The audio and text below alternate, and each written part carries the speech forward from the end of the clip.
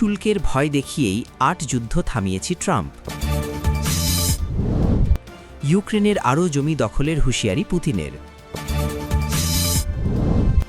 রাশিয়ার সঙ্গে যুদ্ধের প্রস্তুতি স্রেফ পশ্চিমাদের পাগলামি, পুতিন। আসসালামু আলাইকুম, স্বাগতম জানাচ্ছি ওয়ার্ল্ডকাস্ট সংবাদে। আমি মোহাম্মদ রায়হান। এতক্ষণ শুনছিলেন সংবাদ শিরোনাম, এবার বিস্তারিত। ট্রাম্পের অবরোধে থমকে গেল ভেনেজুয়েলার তেলপথ, নজিরবিহীন যুদ্ধের হুমকি। ভেনেজুয়েলার অর্থনীতি বহু বছর ধরে সংকটের মধ্যে দিয়ে যাচ্ছে এবং এর প্রধান কারণগুলোর মধ্যে একটি হল যুক্তরাষ্ট্রের আরোপিত কঠোর অর্থনৈতিক অবরোধ। বিশেষ করে সাবেক প্রেসিডেন্ট ডোনাল্ড ট্রাম্পের প্রশাসন ভেনেজুয়েলার তেল শিল্পের ওপর যে নিষেধাজ্ঞা আরোপ করেছিল তা দেশটির প্রধান আয়ের উৎসকে প্রায় সম্পূর্ণভাবে থামিয়ে দিয়েছে। ভেনেজুয়েলার অর্থনীতি মূলত তেল রপ্তানির উপর নির্ভরশীল। দেশটি বিশ্বের অন্যতম বৃহত্তম তেল মজুতকারী দেশ হলেও এই অবরোধের কারণে তারা আন্তর্জাতিক বাজারে তেল বিক্রি করতে পারছে না অথবা অত্যন্ত সীমিত আকারে বিক্রি করতে বাধ্য হচ্ছে। এই পরিস্থিতি ভেনেজুয়েলাকে এক নজিরবিহীন অর্থনৈতিক সংকটের দিকে ঠেলে দিয়েছে, যার ফলে দেশটিতে খাদ্য, ঔষধ এবং অন্যান্য মৌলিক নিত্যপ্রয়োজনীয় পণ্যের তীব্র সংকট দেখা দিয়েছে। জনগণের দৈনন্দিন জীবনযাত্রার মান চরমভাবে অবনতি হয়েছে এবং লাখ লাখ মানুষ দেশ ছেড়ে অন্য দেশে আশ্রয় নিতে বাধ্য হয়েছে। যুক্তরাষ্ট্রের যুক্তি ছিল যে ভেনেজুয়েলার প্রেসিডেন্ট নিকোলাস মাদুরোর সরকার স্বৈরাচারী এবং গণতন্ত্রের নীতি লঙ্ঘন করছে, তাই এই অবরোধ আরোপ করা জরুরি। কিন্তু সমালোচকরা বলছেন যে এই অবরোধগুলো সাধারণ মানুষের ওপর মারাত্মক প্রভাব ফেলছে এবং সরকারের পরিবর্তন আনার বদলে বরং পরিস্থিতি আরও খারাপ করে তুলছে।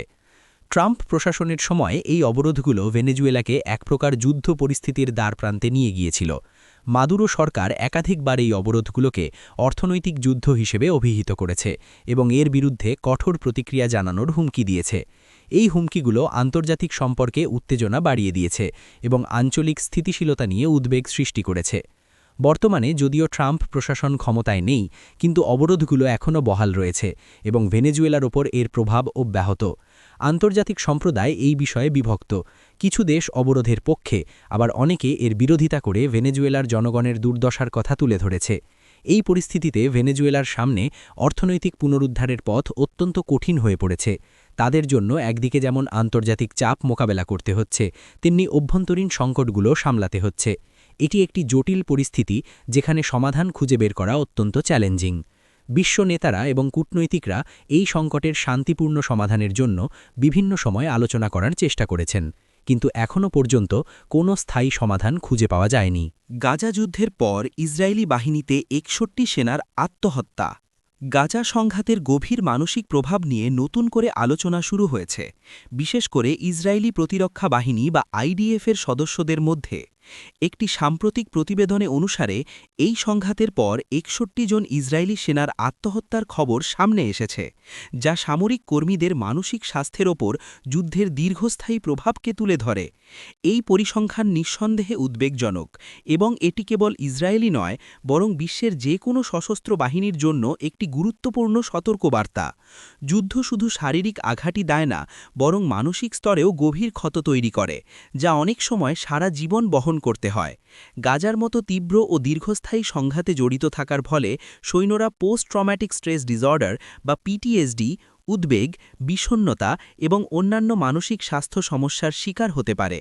এই সমস্যাগুলি যদি সঠিকভাবে মোকাবেলা না করা হয়, তবে তা মারাত্মক পরিণতি বয়ে আনতে পারে, যার চূড়ান্ত উদাহরণ হল আত্মহত্যা। ইসরায়েলি সামরিক বাহিনীর পক্ষ থেকে সাধারণত সৈন্যদের মানসিক স্বাস্থ্য সহায়তার জন্য বিভিন্ন কর্মসূচি নেওয়া হয়, কিন্তু এই পরিসংখ্যানগুলি নির্দেশ করে যে বিদ্যমান ব্যবস্থাগুলি হয়তো যথেষ্ট নয় অথবা আরও কার্যকর পদক্ষেপের প্রয়োজন রয়েছে।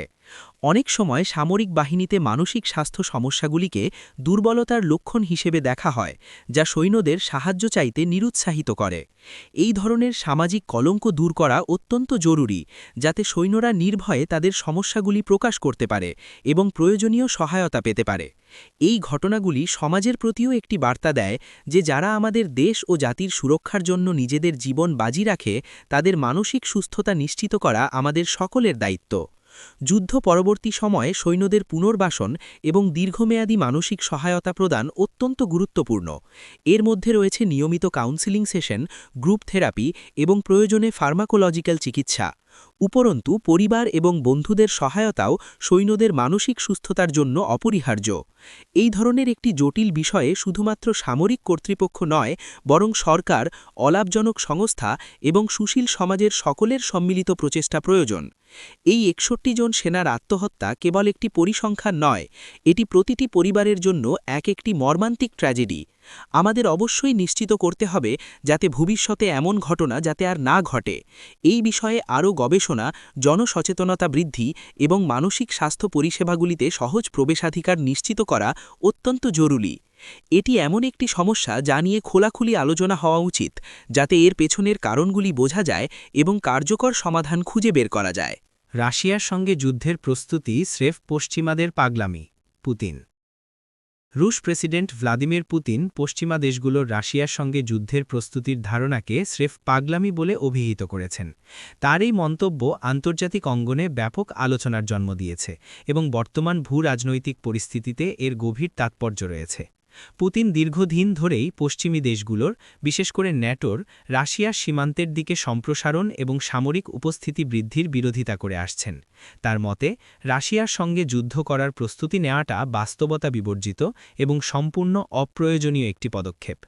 পুতিন প্রায়শই যুক্তি দেখান যে ন্যাটো জোটের পূর্বমুখী সম্প্রসারণ রাশিয়ার নিরাপত্তার জন্য হুমকি এবং এটি শীতল যুদ্ধের সময়কালের মানসিকতারই প্রতিফলন। তিনি বারবার বলেছেন যে রাশিয়ার আক্রমণাত্মক কোনো উদ্দেশ্য নেই এবং দেশটি কেবল তার নিজস্ব সার্বভৌমত্ব ও নিরাপত্তা রক্ষা করতে চায়। তার এই মন্তব্যগুলো এমন এক সময়ে এসেছে যখন ইউক্রেন সংঘাতের কারণে রাশিয়া এবং পশ্চিমের মধ্যে সম্পর্ক সবচেয়ে খারাপ অবস্থায় রয়েছে। পশ্চিমা দেশগুলো ইউক্রেনকে ব্যাপক সামরিক সহায়তা দিচ্ছে এবং রাশিয়ার ওপর কঠোর অর্থনৈতিক নিষেধাজ্ঞা আরোপ করেছে। এর প্রতিক্রিয়ায় রাশিয়াও পশ্চিমের প্রতি কঠোর অবস্থান নিয়েছে। পুতিনের পাগলামি মন্তব্যটি সম্ভবত পশ্চিমকে বোঝানোর একটি চেষ্টা যে রাশিয়ার সামরিক সক্ষমতা এত শক্তিশালী যে তার সঙ্গে সরাসরি সংঘাত এড়িয়ে চলা উচিত। এটি পশ্চিমের প্রতি একটি বার্তা হতে পারে যে সামরিক পদক্ষেপের পরিবর্তে আলোচনা এবং কূটনীতির মাধ্যমে সমস্যার সমাধান করা উচিত।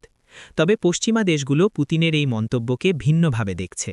তারা মনে করে যে ইউক্রেনের ওপর রাশিয়ার আগ্রাসনই প্রমাণ করে যে রাশিয়া তার প্রতিবেশীদের জন্য একটি বাস্তব হুমকি। ন্যাটো জোট তাদের পূর্ব সীমান্তে সামরিক উপস্থিতি জোরদার করেছে, এই যুক্তিতে যে তারা তাদের সদস্য রাষ্ট্রগুলোকে রাশিয়ার সম্ভাব্য আগ্রাসন থেকে রক্ষা করতে চায়। তারা মনে করে এটি কোনো পাগলামি নয়, বরং একটি অপরিহার্য আত্মরক্ষামূলক পদক্ষেপ। এই পরিস্থিতিতে উভয় পক্ষের মধ্যে পারস্পরিক অবিশ্বাস এবং ভুল বোঝাবুঝি চরমে পৌঁছেছে। পুতিনের এই মন্তব্য শুধু একটি সাধারণ উক্তি নয়, এটি তার বিদেশ নীতির একটি গুরুত্বপূর্ণ অংশ। তিনি চান পশ্চিমী দেশগুলো রাশিয়ার রেড লাইন এবং নিরাপত্তা উদ্বেগকে গুরুত্ব সহকারে দেখুক। এটি আন্তর্জাতিক সম্প্রদায়ের জন্য একটি বড় চ্যালেঞ্জ যে কিভাবে এই উত্তেজনা কমানো যায় এবং একটি সম্ভাব্য বড় আকারের সংঘাত এড়ানো যায়। কূটনীতিকরা মনে করছেন এই ধরনের মন্তব্য উত্তেজনা আরও বাড়াতে পারে এবং শান্তি আলোচনার পথকে আরও কঠিন করে তুলতে পারে। বিশ্বজুড়ে লক্ষ লক্ষ মানুষ এই সংঘাতের শান্তিপূর্ণ সমাধানের অপেক্ষায় রয়েছেন, যা আন্তর্জাতিক আইনের প্রতি শ্রদ্ধাশীল হবে এবং সব দেশের সার্বভৌমত্বকে রক্ষা করবে। আপনাদের মূল্যবান মতামত কমেন্টে জানাতে পারেন। বন্ধুরা, আজকের সংবাদ বুলেটিন এখানেই শেষ করছি। আশা করি আজকের খবরগুলো আপনাদের কাছে তথ্যবহুল এবং বিশ্লেষণাত্মক মনে হয়েছে। আমাদের চ্যানেলটি সাবস্ক্রাইব করে আমাদের সাথেই থাকুন এবং নতুন নতুন সংবাদের জন্য বেল আইকনটি টিপে দিন। আপনাদের মতামত, লাইক এবং শেয়ার আমাদের জন্য অনেক অনুপ্রেরণা। দেখা হবে পরের ভিডিওতে। ততক্ষণ পর্যন্ত ভালো থাকুন, সুস্থ থাকুন এবং আমাদের চ্যানেলের সাথেই থাকুন। ধন্যবাদ।